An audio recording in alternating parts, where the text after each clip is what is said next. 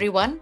I'm Ananta Dave, and I'm the Presidential Lead for Retention and Wellbeing at the Royal College of Psychiatrists. I'm delighted to be here today to continue our Thrive in Psychiatry series, which is a series of podcasts where we look at several aspects of retaining psychiatrists in the profession. And over the 6 weeks of this campaign, we will be talking to various psychiatrists in different parts of the UK at various stages of their careers and asking them and discussing with them as to the things that help them continue in the profession and those issues which might pose a challenge.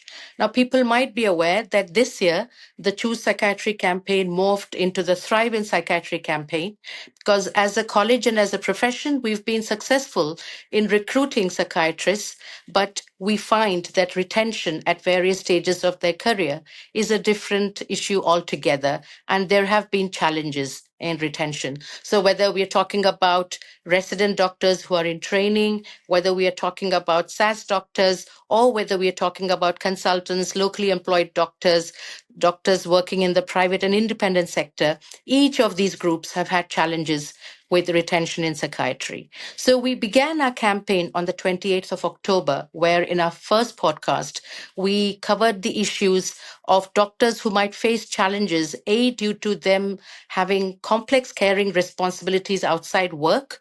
And we spoke to Dr. Raka Maitra. And we also looked at what it feels like for a neurodivergent doctor, a psychiatrist, to be working in the sector today in mental health care services. And we spoke to Dr. Siobhan Mathikan.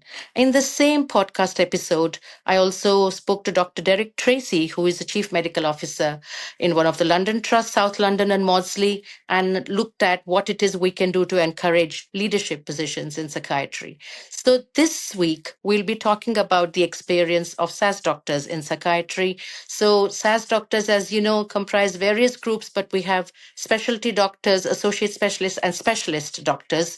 And I have two doctors with me here in the studio and two doctors whom we spoke to at a different time. So four SAS doctors in total who've spoken or who will be speaking about what it feels like to work in psychiatry as a SAS doctor and what it is that they feel we can all do. So I'm going to start with Dr. Abdul Oredola. Welcome, Abdul. And I'm delighted that you're able to join us today for the podcast. I'm going to ask you to introduce yourself briefly by giving us your name, where you work, and what stage of your career you are. And then I'll move to you, Noni. But let's start with you, Abdul. Thank you, Ananta. My name is Abdul Oredola. I'm an associate specialist with Berkshire Healthcare Foundation Trust. I'm also the SAS tutor for the trust. And what stage am I? I think I'm still midway through, and recently I've started working on getting clinician status, and that is an ongoing work I'm doing at the moment. Thank you. And how many years have you been working in psychiatry? This will be my 20th year. Wow, amazing, amazing commitment and dedication to the profession. So thank you, Abdul. Thank you for being with us. And I look forward to, having that conversation with you during the course of this podcast. But welcome, Noni. Now, I've addressed you as Noni, but I know that your name is Gatoni Kamau, but you like to be called Noni. So tell us a bit about where you are. So hi, my name is Noni Gadoni Kamau, and I am a specialty doctor working in South Wales in Powys. I am also the SAS rep at the College for Neuropsychiatry, and I'm also the Powys rep to the local, so our regional Welsh college as well. Yeah, so I've been a specialty doctor, I think 7 years or 8 years now. So as compared to Abdul, I'm still early on in my career. Yes. Excellent. And you have many more years to go. So, really good to have you here. Yes. And also, I think good to have your different perspectives. One of you, you, Abdul, coming from Berkshire in England, and you, Noni, talking about your experience in Powys, Wales. So, it's also good to get those different perspectives, along with being at different stages in terms of the number of years you've spent in psychiatry. Yeah. So, I'm going to ask you both the same question, but I'll start with you, Abdul. So tell us a bit about your journey to becoming a SAS doctor and to where you are today. And that includes various things, the specialty you work in or your interests, and what led you to doing the things that you're doing now that you've told us, that you do as part of your role. So a little bit about your journey as a SAS doctor. All right, thank you very much. My journey started just about the time I left core training. At that time, my wife was starting. She was retraining to be a nurse and had to go back to university, and the challenges were so immense on me. I had two growing children with increasing needs, and I had to make a choice at that time whether to stay in training or go out of training and look for flexibility that fits that life at the time. So I decided to start locuming, and that gave me some flexibility. So I was able to work in various subspecialties, doing 6 months here, a year there. Eventually, I started locuming with the trust I work with now, and I was with them for a year. And I found it a good fit for me. There were lots of opportunities I couldn't tap into at the time because I was locuming. And eventually, the opportunity to apply for the job I was locuming in came up, and I applied, and I was appointed. And since then, that was in 2017. Since then, I've worked in, I work in older adult psychiatry, and I've had the opportunity to work in the electroconvulsive therapy suite as part of my job. So I had a lot of options to diversify my skills and do other things, even within that role, which in other specialties I might not have been able to do. So these are part of the things that motivated me to stay within the profession and stay within the job. At some point, that was when COVID hit. I was part of a group of doctors that volunteered to man the COVID ward. And I found my voice in advocating for other colleagues during that time because there were lots of issues that were arising. And that was where my journey as a SAS rep began. Currently, I also work with the college as SAS lead. And like I said earlier on, I took on the role of SAS tutor in 2022, thereabout. And yeah, it's been a fantastic journey, and it's given me the opportunity to meet, lots of people. None here we've met in several forums, and lots of other exciting doctors and opportunities. So for me, being a SAS doctor, it creates a lot of opportunity to delve into different aspects of psychiatry that probably you wouldn't have the opportunity in other specialties. So it's been a long, torturous journey in a way, but it's been enjoyable mostly. Excellent. And I think, in that account, you've actually, as you said, shown us the breadth of experience that SAS doctors accumulate, by working in various parts and various specialties. But then obviously you start working in one specialty for a period of time, but you really amass a huge amount of clinical experience and you learn to adapt, isn't it, to various specialties and various ways of working. So that you just gave us a small glimpse, but I can sort of just guess how much experience you've gained. In a later question, we'll be talking about the things which have enabled you or facilitated you to develop in your career, and those things which felt like barriers. But you've already alluded to the fact that you got some opportunities, you took up leadership opportunities, you took up a special interest in ECTs, for instance. So you have already told us a bit about the way you've made progress in your career. So is it fair to say, Abdul, that although you started by saying why it is that you had to leave core training and you continued or you became a SAS doctor, but afterwards it seems as if you remain SAS by choice, which is also an important thing that we talk about, isn't it? That you actually find the satisfaction and the fact that you can achieve your potential by being a SAS doctor. That's very true because I had the opportunity of going back to training because at some point things settled down.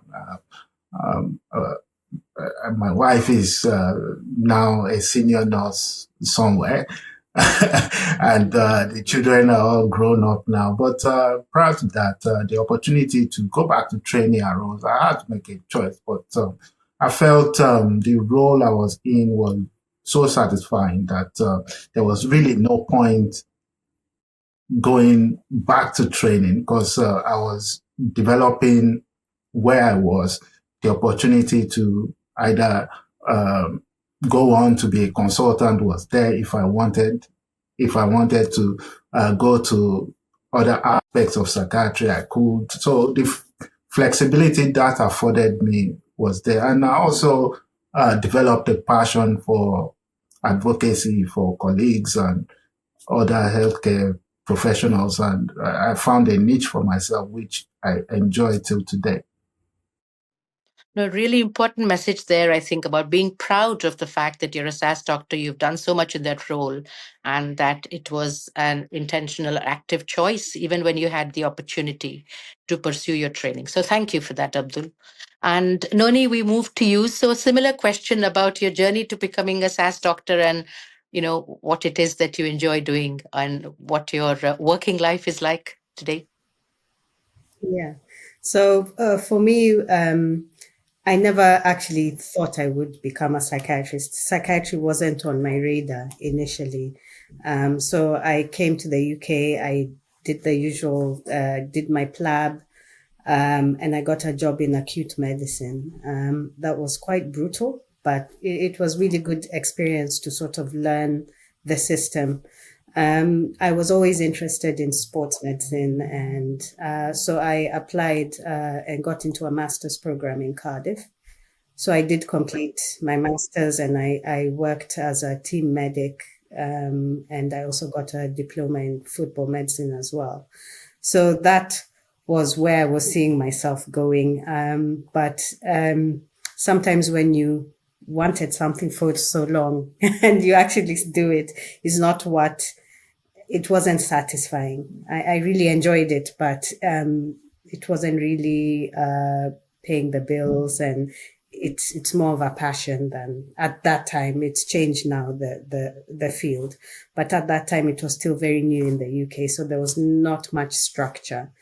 So a friend of mine told me, why don't you open your mind and try and do something else. So I said, why don't you take a locum in a psychiatry and see how that goes? It will be very relaxed. So I took the locum and I fell in love. I don't know what else to say, but I just felt like I found my tribe. So, so I started picking up more locum roles in psychiatry. Worked in different specialties, and I eventually got a junior clinical fellow job in North Wales, where I worked, and then unfortunately COVID happened. So at that time, I had planned to apply for training, but then COVID started, and every sort of the landscape completely changed. Once COVID had settled down, I had to really reevaluate what it is that I wanted to do. And an opportunity to apply for a specialty doctor job came up, and I took it because I felt that I wasn't really ready to make a commitment into a training program. I felt very burnt out, and I loved the job, but I just felt very burnt out at that time. So I took a specialty doctor job in England in the private sector with Priory. And I had a really supportive consultant there who really encouraged me and exposed me to so much. And I really never looked back. I liked the flexibility. I liked I get to spend time with my family, because that is one thing that I took from COVID, is that you need some work-life balance. And I learned to be very protective of my time and to take care of myself as well. So I found that working in a specialty doctor role really afforded me that I could practice medicine at my own pace, how I wanted to do it. But I also was able to live my life and, still do other things that I liked on the side. And yeah, I've never looked back. I found that I've done sort of the general adult. I moved around quite a bit in terms of the specialties, and I found that I really enjoy older adult. And that's the role that I'm doing now. So I work in a community older adult role, and I feel very settled and happy in the role that I am now. And I always try, and a passion is to incorporate my training as a sports doctor, sports and exercise, and bring it into what I'm currently doing now in my role. Yeah. Wow, what a fascinating journey you've had into psychiatry. Well, it might be sports medicine's loss, but it is psychiatry's gain, Noni. So thank you. And thank you for sharing that story. It just shows how, as you said, keeping your mind open and being able to face that right through that difficult situation just gave you, the opportunity of working in psychiatry. And I loved it when you said you found your tribe. Yeah. And I noticed that both of you are old age psychiatrists, isn't it? You work in older adult psychiatry. So clearly there's Yeah. something there, but clear that's also the need of the hour, I think, as we have, more adults, Mm. being living longer, and more older adults who need mental health services or psychiatric services. I think clearly you both are fulfilling that role. But also, what I heard from both of you is in different ways how COVID has shaped you as well. What, the way, Abdul, you discovered your advocacy, and Noni, you were talking about, learning about the importance of family life and work life balance. So, how that has also given you some lessons. But the other thing that I want listeners and viewers to take away is how you're able to use the things you learned as a sports medicine doctor in psychiatry, and how the wider experience and the learning that you got is put to very good use, isn't it? And Abdul, even I think at the time that you had when you took time out, or when you were supporting your wife, those experiences also help you as a doctor, isn't it, as a psychiatrist? Yes. Just to pick up on the point of being older adult psychiatry. I mean, while I was in core training, I rotated through older adults, and I was seeing people in the community, and I just got that fascination with the stories I hear. Being able to sit down with people and meet people who have done so much in their lives, and try and be as supportive as I could be. And I just developed that passion for the subspecialty. So whilst I was, although it was a struggle at the time, we can't run away from the fact that you need to be able to survive to move forward. Because at the time, I was the only one making an income, and as a junior doctor as were time at the time, it wasn't a lot, and it was a struggle. But you learn how to cope with adversity even in that struggle. And I had to make a choice. I remember talking to a colleague who was, we were in training together at some point, and I was at the end of my data. I was wondering what I was going to do because I didn't feel I was able to forge forward. And he said, "What are you doing? There are so many opportunities in psychiatry, training. There are so many other things you could do. You don't have to worry so much. Locum, determine what time you want to work, what time you want to stay home and look after your family, and you'll be all right." And I took his advice, and I always thank him to today for, being that support for me at the time. We can never underestimate the support of, colleagues when we open our minds and share our thoughts. People are I mean, there. such wonderful life lessons. And Noni, you were talking about how you recognized that you were going through burnout and that you needed to, do something different. So once again, I mean, you were able to, recognize that and do something which would help you through that, isn't it? Yes, yes, because I really enjoyed working as a psychiatrist. I enjoy the specialty. I think it's in terms of trajectory in research, in learning. It's still all very new. We are learning so much, so there's so much potential in it.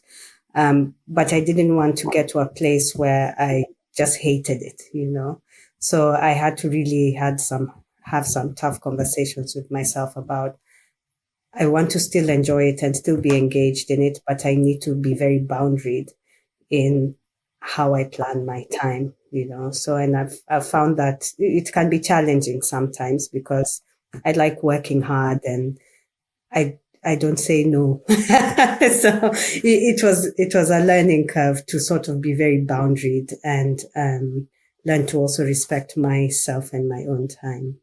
So, I'm going to ask the question again to both of you, and you can decide who goes first. But this is about the things that have helped you in your career, whether it is things or people, organizations, systems, whatever it is, that have helped you, progress in your career and grow, and things that you felt were challenges. I think you've both of you alluded to it during the course of your answers so far. But if there's anything else that you want to add in terms of what's helped you and what's been a barrier, please just do, if you could share your thoughts, and whoever wants to go first is fine. What has helped me is I've met some really supportive consultants during my time who, as I've mentioned before, who've always been very supportive and encouraged me to put up my hand for opportunities and to always put myself in rooms and places where opportunities can happen. So I feel very lucky to have that. And also, colleagues. And sometimes it's the kindness of strangers. You meet a doctor in a conference and you don't know them and they give you the best piece of advice or connect you in some really special way. So I'll say that has really been really helpful for me. Also very supportive. Where I'm currently working now, we have a very supportive clinical director. And I think that is very important for a SAS doctor, is having management also recognize what your role is and be able to support you and listen to, to what you have to bring to them. So I think that has been, for me, what has been really good about it. And lately, the SAS role has become more structured, so it's not that we are navigating in the dark. We now have a lot of structure. We have a committee, we have advocacy, we have a voice. And I find that scaffolding really helps us and other SAS doctors sort of navigate and gives us a potential to grow. Yeah. Thank you. And what do you feel have been some of the barriers, things that didn't help and you wish had been different? Yeah, so I think a lot is, unfortunately, is from other doctors, actually. The most unhelpful things that I have experienced, in this feeling that as a SAS doctor, I am a failed trainee or I couldn't get into training. And so I was forced to follow this path and sort of not being able to respect or recognize that I took a different path. And so it's that sometimes feeling undermined because I never went into training, or, I didn't follow the formal pathway. I feel that sometimes that still persists and perpetuates. And, because a lot of the SAS career is portfolio based, and the amount of evidence that you have to give as compared to, like, for example, Section 12, you have to prove yourself double than a colleague who is in a training pathway so I find that there's a lot of bottlenecks in the system, systemic bottlenecks that keep that quite the barriers. Yeah. No, thank you. And I think, many SAS doctors will echo your thoughts. And, I have spoken to so many of them, and I have worked with so many of them where, they feel that within the profession, they don't get the respect and that parity of esteem, as one of my colleagues has put it, they don't get that. And I think that's a recurring theme. But I hope anyone listening to the podcast and to both of you will just get a sense of how your journey has been and how rich your experience and what you offer and what you bring to psychiatry. So thank you, Noni. Abdul, what are your reflections on this? Yeah, I think I can relate with Nani's thoughts, but just to add a bit to that, organizational support is very crucial in helping SAS doctors thrive. And I've benefited from that for one. And when I joined my current trust, although I had quite a lot of experience in psychiatry at the time, I started as a specialty doctor and found out that the trust already had a sort of retention program in place where they recognize suitably qualified doctors and regrade them to associate specialists. And I was able to take advantage of that. I was supported through it by the consultant I was working with. The medical director was supportive. Everybody was supportive. And I scaled through that the first application. So it helped me gain recognition of my experience and what I bring to the trust. And since then, it's been an upward trend since then. At the moment, in fact, the way I'm seen in my sphere where I work, there's really not a lot of distinction between myself and the consultant, and we kind of manage the team side by side, really. And currently, again, I'm trying to get approved clinician status, and the organization is quite supportive of that, and that sort of helps doctors to, one, stay in the profession, two, grow in the profession. And these are the things that I personally have found really helpful working in psychiatry. In terms of barriers, again, I echo Noni's thoughts. Sometimes ignorance, really, from other doctors and other people don't really understand what your role is. If you're not a trainee, you should be a consultant. What is this group of doctor in between? And sometimes it doesn't help when publications go out and SAS doctors are almost forgotten or just mentioned in passing. And these are the kind of barriers we need to surmount. And like Noni said, things are changing. Voices are being heard. And the narrative is gradually changing. And hopefully it will continue to change. And that's why we do what we do to try and make the SAS group heard. Yes, excellent. So, Abdul, I'll continue with you. You both have already told us the ways in which you've been supported, what has helped you. What more do you think organizations can do, whether it is a provider organization where you work, an NHS organization, independent sector, or indeed a professional body like the Royal College of Psychiatrists, what more do you think can be done to help SAS doctors specifically in the profession to help them reach their full potential and feel valued?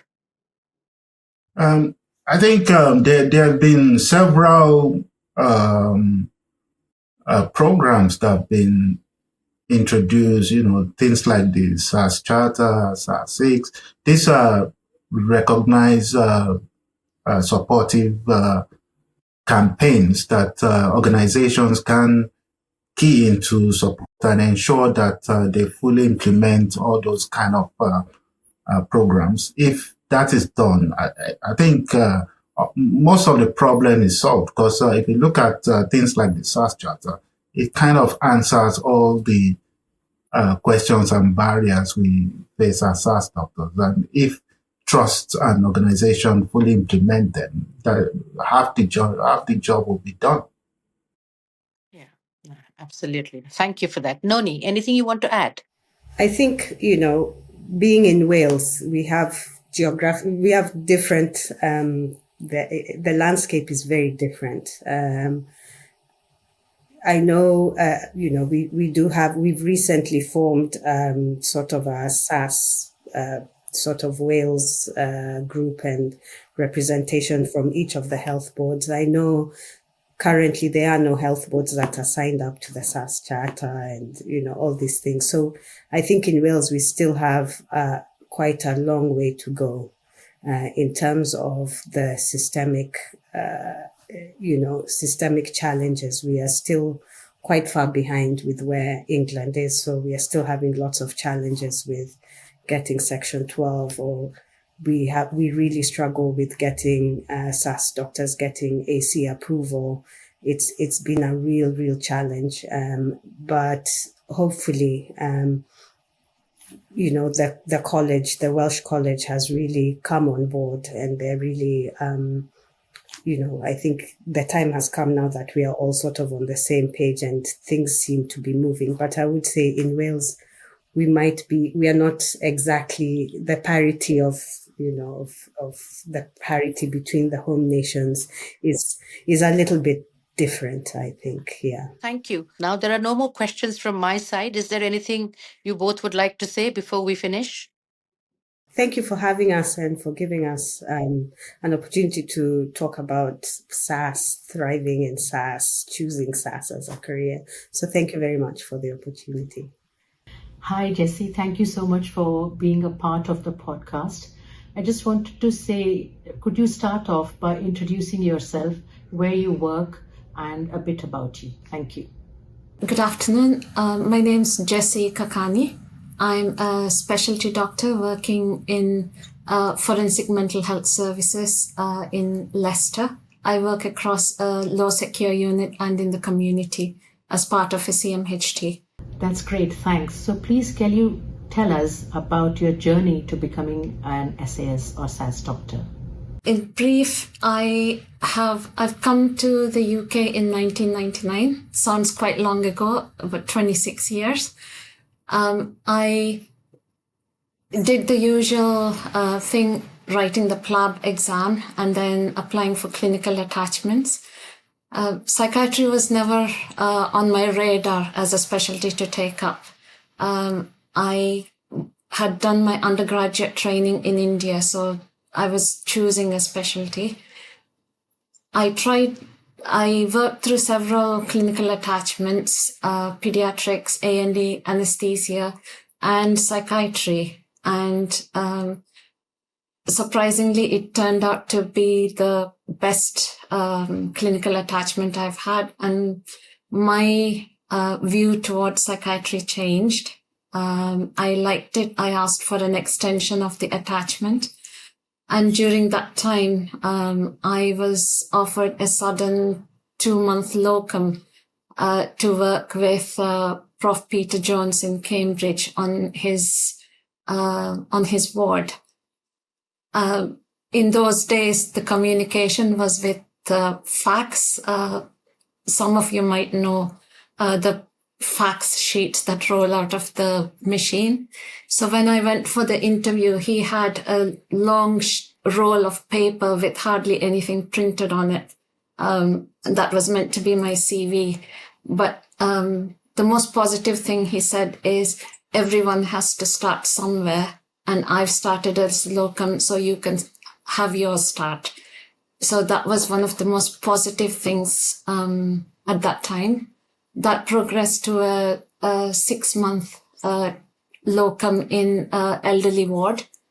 And I managed to get onto the psychiatric training program. I was in the program for about 3.5 years, and nationally the training program structure changed for all trainees, not just psychiatry. And it clashed with my personal circumstances and how the process was going to be. I had an opportunity to join as, in those days, we were called staff grade doctors. We are now called specialty doctors. So I had the opportunity to join a low secure unit and also work with a community mental health team as a specialty doctor, and I haven't looked back since. So over the years, most of my career, it's 20 years now, it's been with secure care, complex patients, some community mental health work, but mainly in a kind of a specialty within psychiatry. That's very interesting. So would you definitely say that you're a SAS doctor by choice? Very much so. I have had opportunities to go back into training or do other pathways, but for me, the kind of work that I do, the specialist work that I do, and the work-life balance that I get, it's definitely my choice. So good to hear. So my next question for you is, what do you like about being a SAS doctor? And I think you've touched a bit about that, but if you have to repeat yourself or make some points again, please do go ahead. But what are the things that you like about being a SAS doctor? What I like about being an SAS doctor is, as I've said already, the work-life balance, being able to choose the specialty that you work in. What I most enjoy is consistently working with patients. You work with them long term. You can you see them through their journey, and you see their recovery process moving on. You also get a lot of MDT working. You get to know your colleagues. You know how the system works. And over the years, with your experience, you get the confidence that you can deliver a good service and a good job. More recently, there have been many opportunities to widen the scope of your career, and there's a lot of job satisfaction. There have been opportunities to take part in education roles, in leadership roles, and the recognition is gradually improving. So it is quite a positive job to take up. On a personal level, the work-life balance is good. For me, as a mum, in years ago, it gave a lot of stability to my family. And as I've got senior in my role, I've kind of been able to do more within my job and job planning, and try and make changes as well. And thanks for that. Is there anything that you find difficult about the role? There are several things I find difficult. One of the things is the attitude towards the SAS group of doctors. And I think it is within the whole system. Having been a SAS advocate for the last 2.5, nearly 3 years, I have noticed that even more, which is a bit sad, but I think things are changing, but they can be much better. And there's a huge reluctance as well in the trusts to recognize senior colleagues and make sure that they're recognized and put in their appropriate contracts. And that doesn't always happen. And for that small change to happen, I think there's a lot of kind of thinking going on as to why should we do this? Because I think a lot of work is already done by senior SAS doctors, and it's taken for granted that it's being done. But when it comes to recognition, there's always a question mark. Why? But my question would be, why not? As an advocate, championing for my colleagues, I find that there is a lot of, I'm having to shout out to the management or to saying, look at this group of doctors. You've got a very valuable, experienced cohort. It's a huge resource that you can tap into, especially to when you need a lot of psychiatrists to work within the teams to maintain the caseloads, get good patient outcomes. There is this valuable group of doctors. So I think I would love to see much more progress on this. So to follow on nicely from what you are saying, what more can the college or other organizations, employers, or whoever is in that kind of a decision-making or influential role, what do you think that they can do to better support you and other SAS doctors? I'll start with the positives. In the last few years, again, as I said before, lots of opportunities are being opened to SAS doctors. Previously, they were only open to either the trainees or to the consultants. But now people are able to speak up.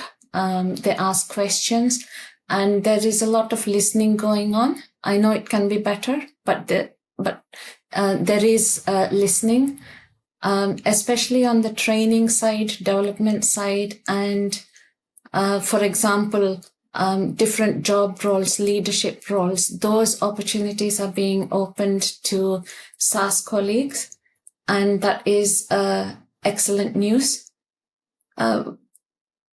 In other specialties, there is a lot of switch, recognizing the senior doctors, putting them in their right contracts and making sure that they retain the employees and continue the work and develop it more. That is happening more in other specialties. And I think we are quite low on the list of, on this particular front. It could be better, and it would be good if that is reviewed. To other organizations, I think, again, it is quite a large number of talented, experienced doctors use this resource. When nationally the money is tight, everyone has to do efficiency savings or make things work and do more for less. I think it is worth being much more creative and taking that balanced view. And just kind of utilize this resource. And to my SAS colleagues, I would say you are valuable. You have a huge wealth of experience. Value yourself and speak up. I think nationally, this opportunity is there where you have SAS advocates, you have SAS 6, the charter, SAS charter, please be aware of them. And I think just speak up. That would be my encouragement to my colleagues. So thank you very much for speaking to us, Jessie, and for giving your time so generously to the podcast. I would like to say thank you for this opportunity to kind of just talk about the SAS career. Thank you for being with us today, Becky, and for taking part in the podcast. I just wanted you to introduce yourself. So could you tell us a bit about where you work, what career stage you are in, and your name?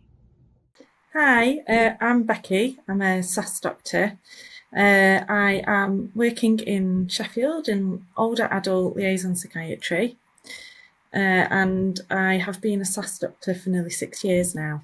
Thank you for that. Can you tell us a bit about your journey to becoming a SAS doctor, please? I graduated in the UK and then spent quite a long time abroad and entered into a psychiatry training programme overseas and went into higher training there in older adult psychiatry, and then ended up moving back to the UK just before COVID for family reasons, and got this job as a SAS doctor. Thank you. So I just wanted to get a sense of what is it that you like about being a SAS doctor? And as a follow-up to that, what is it that you find challenging, if anything, about the role? So what do I like about being a SAS doctor? There's many things. On a personal note, I find it's really helpful and it offers lots of stability for my family and for myself. I'm in one place, I'm not moving around, it's predictable. Furthermore, because I'm in one place, it means that I get to develop those longer term relationships with my colleagues. I get to know the service inside out. I also get to develop those relationships with some of my patients who I might see on a regular basis. So I really enjoy that aspect about my job. Being there on a longer term basis means that I can also invest in the team, be a part of change, and really understand how the organisation works. My role as a SAS doctor offers me lots of variety, but both in the clinical and non-clinical domain, and particularly when thinking about non-clinical things. There's so many opportunities that have presented themselves, medical education, leadership, training to become an approved clinician, or to name just a few. So it's not just all about doing clinical work. There's other aspects to the role as well. So that adds diversity. So that's really makes the job interesting. In terms of what I find difficult, well, I'd be lying if I said there was nothing that I found difficult. I think one of the main challenges perhaps that faces SAS doctors is that other colleagues, including medical colleagues, don't necessarily understand what the role of a SAS doctor is. We are a wide range of clinicians with varying degrees of experience, so I can understand where that lack of understanding comes from, but that can sometimes be a challenge when other people are trying to understand or judge where to place you in terms of experience or competence. Also, I think there's some outdated views amongst colleagues about what SAS doctors are. The old name for SAS doctors are staff grade or middle grade, and they still get used commonly. There is a SAS strategy in place that's been put out by the SAS Doctor Committee at the college, and this really is to help promote the career development and career progression of SAS doctors, and highlight, what we can do and what we should be part of as well. So I would say that was probably one of the main difficulties of the job. Thanks so much, Becky. That's really interesting. So you mentioned the SAS strategy. And so the next question is, what more can the college do, and indeed other organizations, employing organizations, do to ensure that they support SAS doctors as best as they can? I think the college play a vital role in promoting SAS doctors, what we can do, what benefits we bring to an organisation, making sure that we have a sense of belonging to the college, and which the college are involving SAS doctors by opening up roles that are not only just for consultants but also for SAS doctors too. I myself represent the region for the SAS doctors. So it's really important that we continue to have that voice, that representation, support from the college in relation to the SAS strategy, and making sure that we're included. I would also mention that one of the sticking points, I think, at the moment for SAS doctors is the progression from being a specialty doctor to becoming a specialist. And that's something that needs to be looked at nationally. That's something, that, in terms of what can be done to support that. I know that there are pilot schemes going on with other specialties in relation to progression panels to facilitate that process between becoming a specialty doctor and recognising that you actually got specialist level competencies. So I'm hoping that might come to psychiatry soon. So watch this space. But that's certainly something that the college, if they can endorse that or support us in that venture, that would be really welcome. Thank you very much, Becky, for taking part in the podcast and for giving your time so generously to this. Thank you for listening, everybody.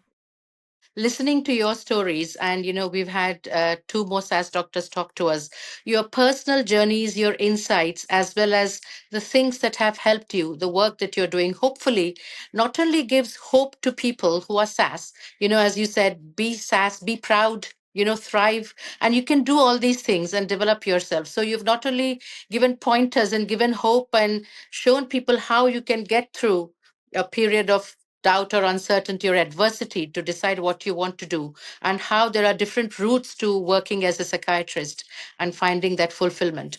But also, you both have alluded to the work that's being done by the college and NHS and other independent providers across the devolved nations of the UK. Although things might be moving at different paces, but we have the SAS Charter, we have the Retention Charter, which we recently produced at the Royal College of Psychiatrists, which talks specifically about SAS experiences and the need to help develop their careers and their potential.